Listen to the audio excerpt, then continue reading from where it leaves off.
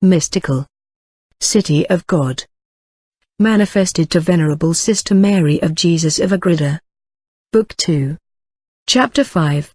Of the perfections of the Most Holy Mary in the practice of virtues in general, and of her advance in them. 481. Virtue is a habit, which ennobles and adorns the rational powers of the creature, and inclines it toward doing good. It is called a habit, because it is a quality which is permanently connected with the faculties from which it is not so easily separated, thereby differing from a virtuous act, which does not remain, but passes away. It creates an alertness and facility of action tending toward the good. This quality is not inherent in the faculty itself, for these faculties are indifferent toward good or evil. Most Holy Mary was adorned from the first instant of her life with all virtues in a most eminent degree, and they were continually augmented by new graces and by a new perfection in practice.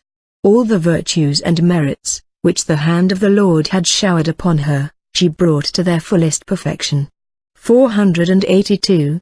Although the faculties of this lady and sovereign princess were in no sense subject to disorder, nor to any of the repugnance, which other children of Adam must first overcome, for sin had not touched her, nor the leaven of sin, which draws toward evil and resists the good, yet, by virtuous habits, these already well-ordered faculties were capable of being inclined the more and more to what was most perfect, holy and praiseworthy.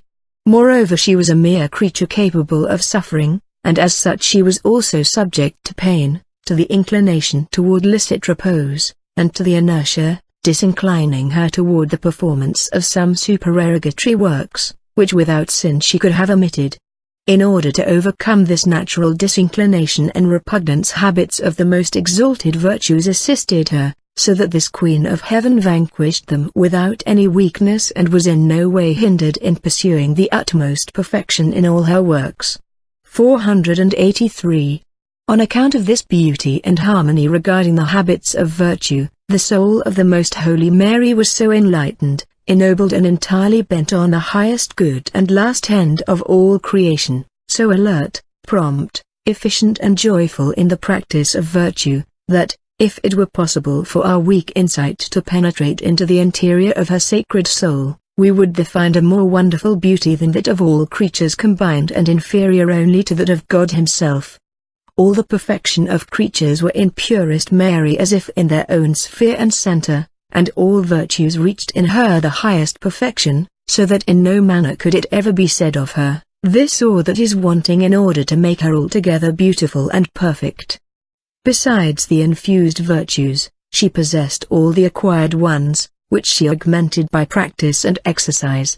In other souls, one single act cannot be called virtue, because many repeated acts are necessary to constitute virtue, but in the Most Holy Mary each act was so efficacious, intense and consummate, that each one was superior to the virtues of all the other creatures. Accordingly, as her acts of virtue were so frequent and did not fall short in the least point of the highest degree of perfection, how incomparably excellent were not the habits of virtue, which the Heavenly Mistress attained by her personal exertion. The end for which something is done is that which makes an act virtuous as being well done. In Mary, our Mistress, this end was God Himself, highest possible end of all activity, for she did nothing through which she was not certain to advance the greater glory and pleasure of the Lord, and she looked upon this as the motive and ultimate end of all her actions. 484. The two kinds of virtues, the infused and the acquired, are founded upon a third kind, called natural virtue. This is born within us as part of our rational nature and is called synthesis. It is a certain knowledge of the first foundations and principles of virtue, perceived by the light of reason, and a certain inclination in the will, corresponding to this light. Such for instance is the sentiment, that we must love those who do us good, or that we should not do unto others what we do not wish to be done to ourselves, etc. The Most Holy Queen possessed this natural virtue or synthesis in the most superlative degree, so that from the natural principles she drew all their consequences and relations up to the universal good, though ever so remote, for she reasoned from these first principles with profoundest insight, and incredible swiftness and accuracy. To arrive at these conclusions, she availed herself of her infused knowledge of created things, especially of the more noble and vast ones, of the heavens, the sun, the moon and stars, the arrangement of all the heavenly bodies and of the elements. Taking in their whole scope from beginning to end, she invited these creatures to praise their Creator and commanded them, as far as was in them, to raise and draw men toward their God until they should arrive at the knowledge of the Creator and Author of all. 485. The infused virtues are divided into two classes. To the first belong only those that have God Himself for their immediate object, therefore they are called theological virtues, being faith, hope, and charity. To the second class belong all those other virtues, which have as their proximate object some means or some honorable good, which advances the soul toward its last end, namely God. These are called the moral virtues, because they are intimately connected with established customs, and, although they are many in number, they can be reduced to four, which are called the cardinal virtues: prudence, justice, fortitude and temperance. Of all these virtues and their different species I will say farther on as much as I can, in order that I may make clear how all of them and each one in particular adorn the faculties of the Most Holy Mary. At present I only mention in general, that none of them was wanting in her, and that all were possessed by her in the most perfect manner. Moreover, they were supplemented by the gifts of the Holy Ghost, the fruits of the Spirit, and the Beatitudes. God did not fail to infuse into her from the first moment of her conception, all of the graces and gifts conducive to the highest beauty of the human soul and faculties, and this was true of the will as well as of the understanding, so that she had as well the knowledge as the habit of the sciences. In order to say it all in one word, all the good, which the Most High could give her as the mother of His Son and as a mere creature, He conferred upon her in the most exalted degree. In addition to all this, her virtues continually augmented, the infused virtues, because she added to them by her own merits, and the acquired virtues, because she nurtured and multiplied them by the intensity of her meritorious acts. Instruction of the Mother of God and Most Holy Virgin.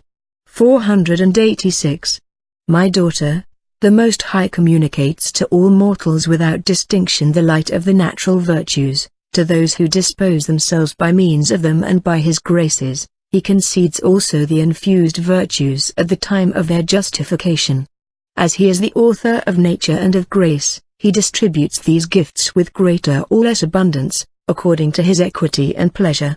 In baptism He instills the virtues of faith, hope and charity, and with these, other virtues, by which the creature is to cooperate and exert itself toward the pursuit of good, not only preserving within itself those received in the sacraments, but acquiring others by its own merits and exertions.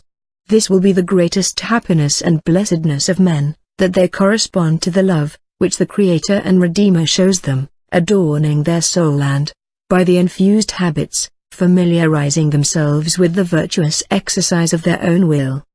But the failure to correspond to those inestimable benefits brings on their greatest misfortune, because in this disloyalty consists the first great victory of the demon over man. 487.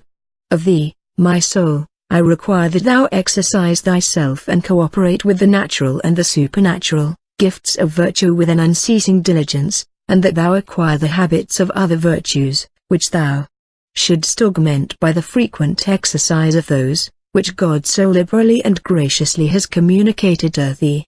The infused gifts, joined to the virtues nurtured and attained by the soul itself, are an adornment and acquisition of marvelous beauty, and very pleasing in the eyes of the Most High. I remind thee also, my dearest, that the Almighty has been so generous in conferring these blessings on thy soul and has enriched it with such great treasures of grace, that if thou shouldst fall into disgrace, it would be thy fault, and thou wouldst incur a greater guilt than many generations of men. Consider and always remember the great nobility of virtue, how it so enlightens and beautifies the soul, that even if there were no other gain or object, the desire of possessing it for its own sake would be entirely justifiable. Now, that which exalts virtue beyond all comparison is, that its final end is God Himself, for whom truth and perfection, which are its constituents, must be primarily intended, and as soon as virtues attain this their end, namely God himself, they will be the foundation of the happiness and blessedness of the creature.